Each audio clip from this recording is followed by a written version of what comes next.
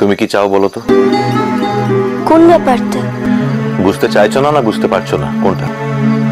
বুঝতে পারছি না। আর মু যেটা চেয়েছি সকল সময় থেকে সেটা পেয়েছি হচ্ছে বাবু। বাজে কথা বাদ দাও, কাজের কথা বলো। তুমি মনের বাড়ি কেন গিয়েছিলে? মু যে দিদিমণির ঘরটাতে যাবো মু তো সেটা তো আগতেই বলেছিলাম। তুই যদি ভুলেটো যাস তাহলে তো মোর কিছু করার নাই।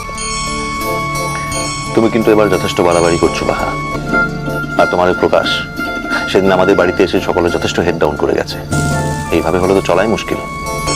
আর আমাদের বাড়িটা অন্য যাই হোক না কেন চিড়িয়াখানা নয় যে যে যখন খুশি তার মতো কাজ করে চলে যাবে, আমরা চুপচাপ মেনে নেব।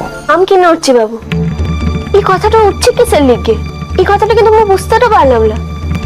কিন্তু তা বাদে তো মুখে মোর প্রকাশটা বললি কিসের লিগে? মোর প্রকাশটা মানেটা কি? মনে হচ্ছে তুমি জানো না। প্যানিক। কিন্তু প্রকাশের সঙ্গে তো মোর ইকার সম্পর্কটা না। ও অনলাইনটা করেছে, তোরা সকলে মিলে ওকে শাসনটা করেছিস। ও তো তার লিগে বাধাটা দিলে। তাহলে প্রকাশ মোর ইকার হয়ে গেল কি করে?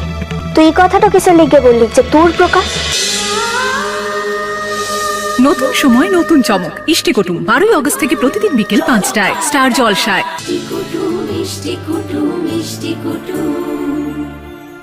ভিডিওটি সম্পূর্ণ বিনোদনের জন্য তৈরি। ভুল ত্রুটি হলে ক্ষমা করবেন। ভালো লাগলে লাইক, শেয়ার ও কমেন্ট করতে ভুলবেন না। আর চ্যানেলটি সাবস্ক্রাইব করে পাশে থাকবেন। ধন্যবাদ।